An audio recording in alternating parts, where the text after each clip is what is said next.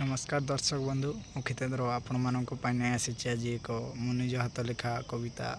पिलादिन कथा। मन पड़े आज से पिलादिन कथा, से सांग साथी से थटा मजा,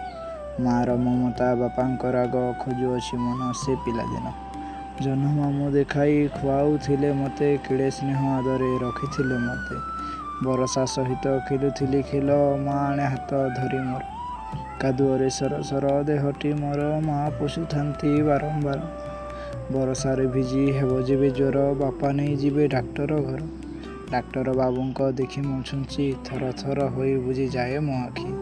प्रथमे जीवे मो स्कूल को गली, धरुथिला हाथ गोड़े भाई,